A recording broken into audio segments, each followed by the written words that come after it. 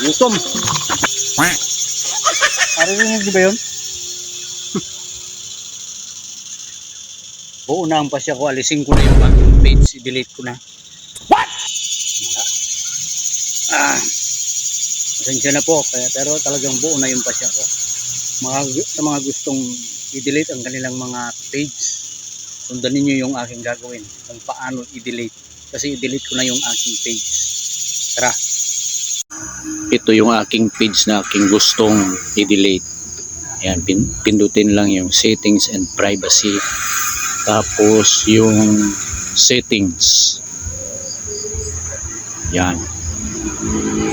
Okay, ganyan ang inyong makikita. Tapos scroll down lang ninyo.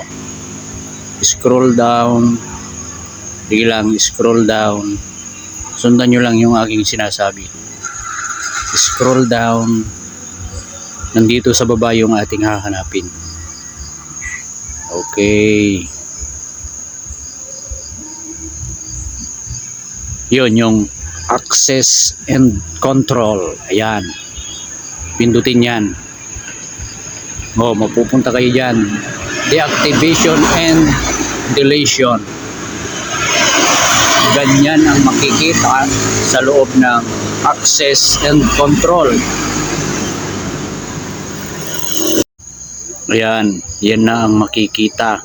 Deactivate page, delete page. Pipili lang kayo dyan.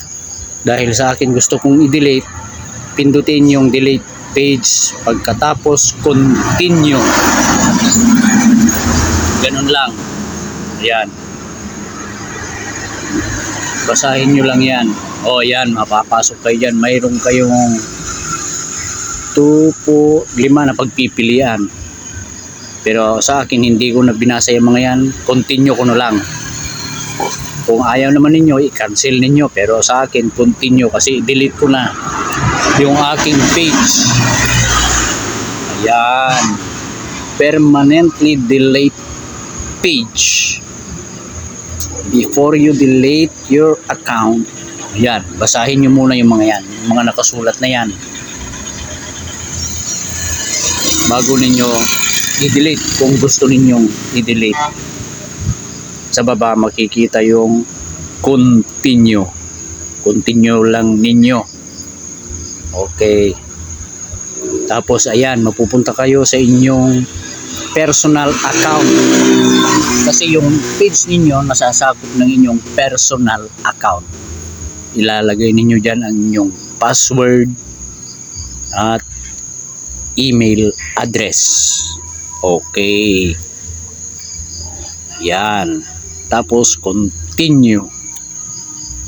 Lagay nyo ang inyong password sa inyong Facebook. Yung profile ninyo. Tapos continue ninyo.